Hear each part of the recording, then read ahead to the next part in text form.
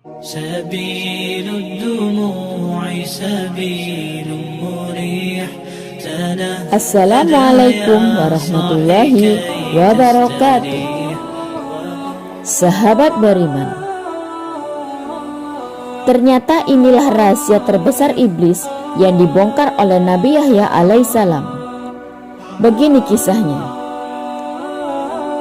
Abu Muqatil meriwayatkan dari Silih bin Sa'id, dari Abu Saf, dari Al-Hasan bahwa Rasulullah SAW bersabda, suatu ketika iblis laknatullah, sang pengingkar Allah Subhanahu wa taala, mendatangi para nabi dan berbicara dengan mereka. Ia mendatangi semua nabi, mulai dari Nabi Nuh alaihissalam sampai Nabi Isa alaihissalam ibnu Maryam, serta kepada nabi-nabi yang hidup di antara keduanya.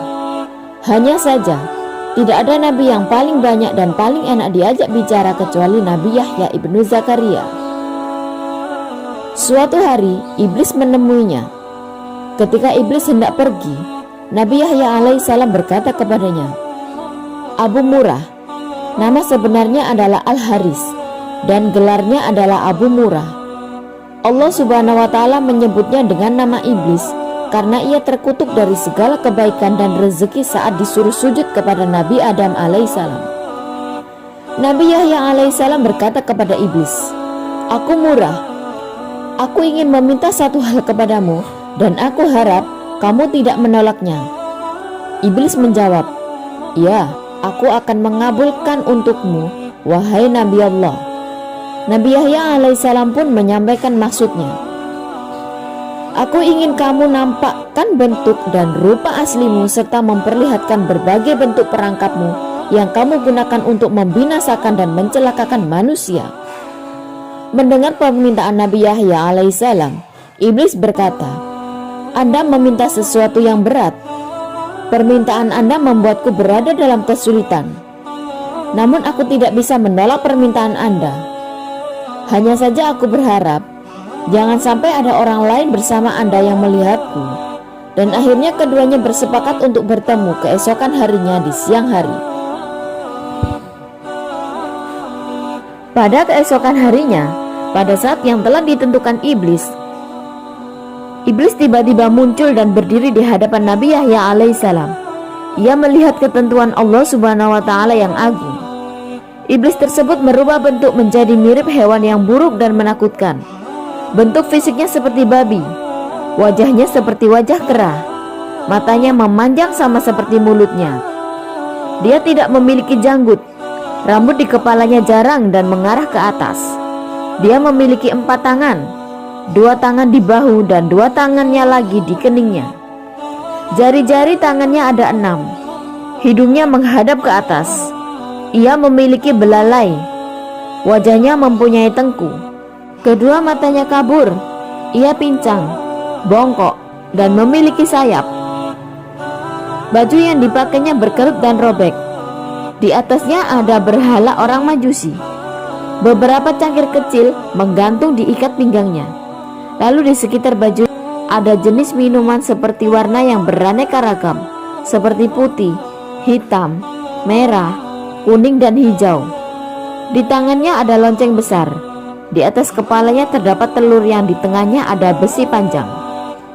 Selanjutnya Nabi Yahya alaihissalam berkata, Abu Murrah, jelaskan tentang benda yang ada di atas bajumu tersebut. Iblis menjawab, benda ini merupakan milik orang Majusi, orang-orang yang membuat agama Majusi, dan aku memeluk agama tersebut. Nabi Yahya alaihissalam kembali bertanya, jelaskan kepadaku tentang cangkir kecil yang bergantung di ikat pinggangmu bagian depan. Iblis menjawab, wahai Nabi Allah, di dalamnya ada berbagai syahwat, dan di alat perangkapku yang pertama-tama aku jadikan alat untuk menjerat orang mukmin adalah wanita. Apabila ia tetap bisa taat kepada Allah Subhanahu wa taala, maka aku akan mendatanginya lewat pengumpulan harta haram agar dia bisa untuk mendapatkannya. Apabila dia tetap taat kepada Allah Subhanahu wa taala dan hidup zuhud, aku akan mendatanginya lewat minuman, memabukkan, hingga aku bisa mendatangkan semua syahwat ini kepadanya. Saya memastikan ada sebagian perangkat tersebut yang memperdaya orang mukmin, meski dia termasuk manusia paling suci. Nabi alaihissalam bertanya, apa bentuk jerat tersebut? Iblis menjawab, wahai Nabi, jerat tersebut berupa berbagai bentuk aksesoris dan perhiasan wanita. Salah satu dari aksesoris dan perhiasan wanita tersebut selalu mewarnai baju wanita, sehingga sesuai dengan wanita yang memakainya. Para lelaki pun akan terpikat melihat perhiasan yang melekat pada wanita tersebut. Nabi Yahya alaihissalam bertanya, apa lonceng yang ada di tanganmu tersebut? Iblis menjawab, wahai Nabi Allah, ini adalah kumpulan sumber dari alat musik seperti kecapi, rebab, suling, gendang, rebana, dan berbagai jenis alat musik-musik yang ada di tengah-tengah masyarakat. Mereka berkumpul di pesta kemaksiatan dengan membawa salah satu alat musik tersebut. Lalu mereka bernyanyi, bersenang-senang, dan memainkan musik. Setiap kali melihat hal tersebut, aku segera memainkan lonceng ini, sehingga suaranya bercampur dengan suara musik mereka. Dengan begitu, mereka bertambah senang dan bertambah semangat dalam bermusik. Ketika mendengarnya, ada di antara mereka yang mengeluarkan telunjuknya, ada pula di antara yang menghentakkan kepalanya, ada pula yang bertepuk tangan.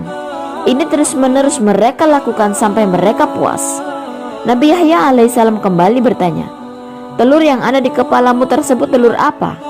Iblis menjawab, jauhilah diriku dan perangkapku, seperti apa yang dijelaskan oleh para nabi, orang-orang soleh, para ahli ibadah, dan mereka yang suci. Anda harus menjaga diri dari godaanku, seperti halnya di kepalaku yang menjaga telur ini dari segala bencana. Bencana apa? Kata Nabi Yahya alaihissalam, laknat dan kutukan, jawab iblis. Nabi Yahya alaihissalam kembali bertanya, kemudian apa besi panjang yang ada di tengahnya? Iblis menjawab, besi panjang alat yang aku pakai untuk membolak-balikkan hati orang soleh. Nabi Yahya alaihissalam berkata lagi, tinggal satu lagi. Apa? Tanya iblis. Nabi Yahya alaihissalam melanjutkan, mengapa bentukmu sangat buruk dan jelek? Iblis menjawab, wahai Nabi Allah, ini karena nenek moyang Anda, Nabi Adam alaihissalam. Tadinya aku dari golongan malaikat yang mulia. Aku tidak pernah mengangkat kepalaku dari sujud yang kulakukan selama 400.000 tahun. Namun aku melanggar perintah Tuhan dengan tidak bersujud kepada Nabi Adam alaihissalam. Allah subhanahu wa ta'ala pun murka kepadaku dan melaknatku. Aku pun berubah dari bentuk malaikat kepada bentuk setan. Padahal tadinya di antara malaikat tidak ada yang rupanya paling bagus dari aku.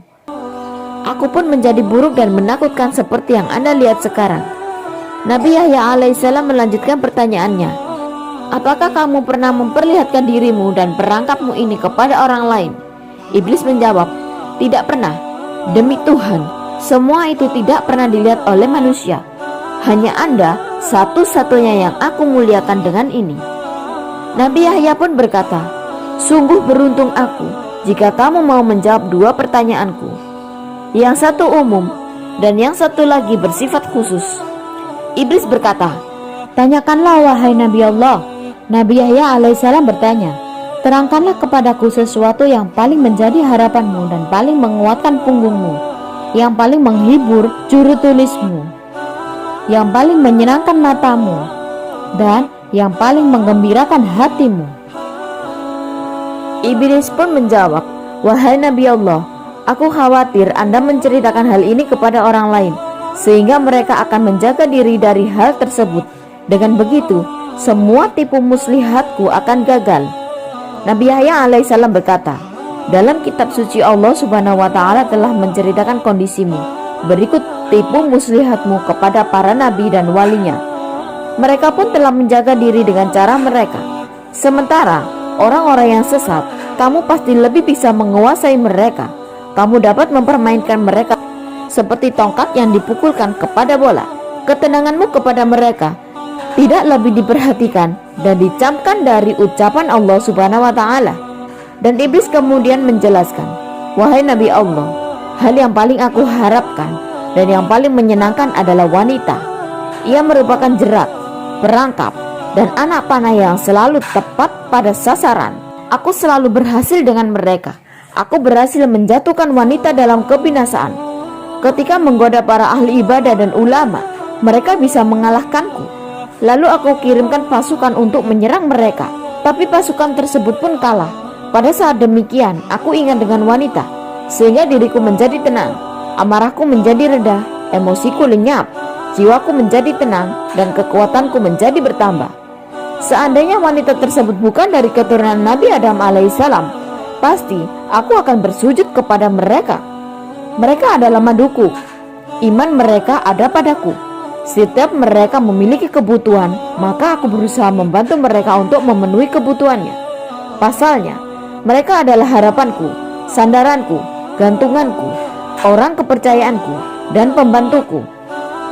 Kemudian Nabi Yahya alaihissalam bertanya, apa manfaat yang kamu dapatkan dengan menyesatkan manusia? Dengan apa kamu menguasai manusia? Iblis menjawab, Allah subhanahu wa ta'ala menciptakan kesenangan dan kesedihan.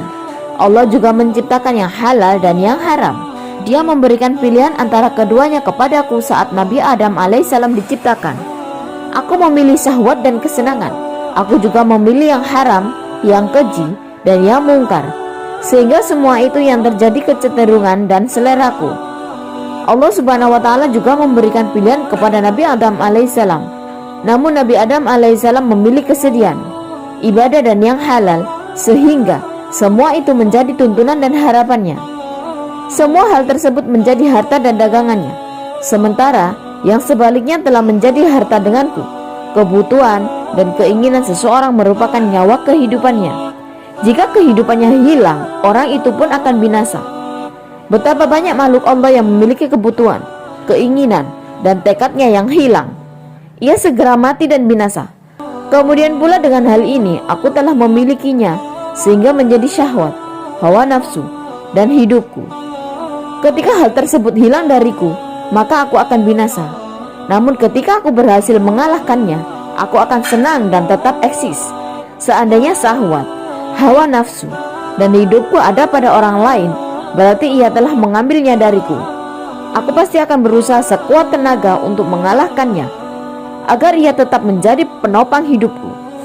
Dalam hal ini manusia telah merampas hidupku yang berupa syahwat dan hawa nafsu, yang menyimpang dan menyembunyikannya. Ia telah bersiap-siap memeranginku. Oleh karenanya, tidak ada jalan lain bagi si pemilik asli untuk mendapatkan haknya kecuali dengan berperang dan mengalahkan manusia yang zalim tersebut. Dan itulah kondisiku. Dan demikianlah, aku senang ketika aku bisa mengalahkannya. Nabi Yahya alaihissalam kembali bertanya, apa bentuk kezaliman manusia sehingga kamu mengatakan zalim? Iblis menjawab, bentuk kezalimannya adalah dia merampas hak nafsuku dan menyimpannya di tempat miliknya. Kalaulah bukan karena kezalimannya tersebut, aku tidak akan berusaha memeranginya dan mengambil barang halal darinya, sebagaimana ia telah mengambil hawa nafsu dan barang haram milikku. Nabi Yahya alaihissalam bertanya lagi, bukankah tidak masuk akal kalau kamu ingin mengambilnya kembali hawa nafsumu? Padahal kamu gembira kalau dia mempergunakannya. Dia akan sedih. Namun kalau dia tidak mempergunakan hawa nafsumu dalam segala urusanmu. Iblis menjawab, kalau ia mempergunakan hawa nafsuku, aku tidak bersedih, tetapi gembira, karena berarti ia telah memenuhi kebutuhanku. Aku malah bersedih kalau ia tidak mempergunakannya. Aku tidak meminta kebutuhanku tersebut karena ia telah mengambilnya dariku. Aku juga tidak berharap ia mengembalikannya, sebab hal itu telah melekat padanya. Namun aku ingin dia mempergunakannya. Ketika ia mempergunakannya, maka itu berarti ia telah memberikan kepadaku apa yang menjadi keinginanku, pilihan, dan hidupku. Dia adalah bahagian dariku. Jika dia mempergunakan harapanku, maka itu berarti dia telah membuatku hidup dan bahagia. Pasalnya, dia mempergunakan sesuai maunya. Akan tetapi kalau dia tidak mempergunakannya, maka itu berarti hawa nafsu yang termakan, itu berarti hawa nafsu tersebut tersimpan seperti tahanan. Jika dia berada dalam keadaan terkekang atau terikat, padahal dia adalah nyawa kehidupanku, sehingga seolah-olah aku dipenjara dan terikat, maka aku menjadi sedih. Dengan begitu dia mengganti kehidupanku dengan kematian. Oleh karena itu aku berusaha dengan berbagai cara dan mendatanginya dengan segala tipu dayaku. Aku kerahkan segala perangkat dan saranya. Aku keluarkan semua hiburan berikut alat-alatnya. Lalu aku pukul, aku gerakkan, dan kulambaikan dengan dia melihatnya. Dengan cara itu, dia mulai bermusik dengan semangat. Dia juga mempergunakan hawa nafsu yang ada padanya, yang merupakan nyawa dan syahwatku. Aku pun menjadi hidup dan bahagia sampai dia menemukan jalan untuk bergerak dan terlepas dari pohon tersebut. Dan inilah yang belum aku sebutkan untuk siapapun juga semenjak putih diciptakan. Seandainya aku tidak melihat kelebihan dan kemuliaan yang Anda miliki, aku tidak dapat menerangkan semua ini kepada Anda. Nabi Yahya alaihissalam kemudian berkata, tinggal satu pertanyaan yang bersifat khusus dan bersifat pribadi yang ingin aku tanyakan kepadamu. Iblis menjawab, ya, tanyakanlah. Nabi Yahya alaihissalam melanjutkan pertanyaannya, apakah kamu menemukan peluang untuk menggoda diriku dalam pandangan, ucap lisan, atau etika kalbu?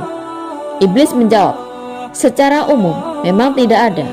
Hanya ada satu hal dari Anda yang menarik bagiku. Meski begitu, itu sudah cukup bagiku.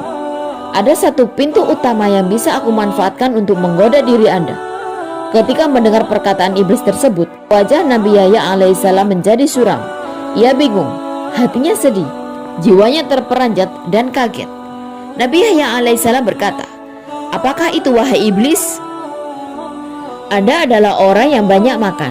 Kadangkala Anda terlalu banyak makan sehingga menyebabkan pencernaan Anda tidak sehat. Kondisi Anda juga menjadi lemah, ngantuk, dan malas, dan gampang tidur. Kadangkala Anda tidur di saat Anda harusnya bangun di tengah malam untuk beribadah. Ini yang menarik bagiku dari diri Anda. Nabi Yahya alaihissalam berkata, dengan kondisi tersebut, kamu mendapat kesempatan untuk menggodaku? Iblis menjawab, iya wahai Nabi. Nabi Yahya alaihissalam berkata, apa yang membuatmu gembira dengan itu? Anda tidak mencamkan apa yang aku sebutkan pada Anda. Aku akan menggiring Anda pada sesuatu yang dibenci oleh Allah Subhanahu wa Ta'ala, yang tentu saja menjadi sesuatu yang aku sukai. Sebaliknya, sesuatu yang disukai Allah Subhanahu wa Ta'ala adalah sesuatu yang aku benci. Ketika manusia membeli sesuatu yang aku benci, aku tidak berdaya atasnya, sehingga aku berusaha sekuat tenaga untuk menipunya sampai dia memilih apa yang aku sukai. Semua itu aku lakukan karena hidupku bergantung pada apa yang aku sukai dan disukai oleh manusia. Sebaliknya, kematian, kebinasaan, kehinaan, dan kelemahanku terletak pada apa yang aku benci dimanfaatkan oleh manusia. Ketahuilah, yang aku benci adalah barang yang halal, yang baik, serta kesedihan. Yang aku sukai adalah barang yang haram, yang buruk, serta kesenangan. Allah Subhanahu wa Ta'ala telah mengingatkanmu dengannya. Anda cukup beruntung wahai Yahya. Iblis mengatakan, ia telah memberitahu apa yang mungkin kesempatan yang didapat dari Yahya alaihissalam. Iblis mengatakan, ia telah memberitahu apa yang mungkin kesempatan yang didapat dari Nabi Yahya alaihissalam. Nabi Yahya alaihissalam berkata, sepanjang hidupku, hanya itu kesempatan yang bisa kamu dapat dariku. Iblis menjawab, iya, tidak ada lagi hanya itu. Nabi Yahya alaihissalam kemudian menjelaskan, aku berjanji kepada Allah Subhanahu wa Ta'ala untuk tidak meninggalkan dunia dalam kondisi kenyang. Mendengar hal tersebut, iblis menjadi marah dan sedih, sebab Nabi Yahya alaihissalam telah melakukan antisipasi tipu daya iblis. Iblis berkata, Anda telah menipuku dan membuatku kesal. Harapanku pun sirna kepada Anda. Iblis pun meninggalkan Nabi Yahya alaihissalam dengan sangat murka. Inilah sedikit kisah tentang pertemuan Nabi Yahya alaihissalam dengan iblis laknatullah. Mudah-mudahan dari pertemuan Nabi Yahya alaihissalam dengan iblis, kita mendapat beberapa pelajaran dan hikmah yang bisa kita ambil. Wallahu a'lamu bishawab. Segala yang baik datangnya dari Allah, dan segala khilaf mohon untuk dimaafkan. Jangan lupa tekan tombol subscribe, bunyikan notifikasi loncengnya agar membantu channel ini lebih berkembang dalam menyiarkan syiar Islam. Akhirul kalam, wassalamualaikum warahmatullahi wabarakatuh.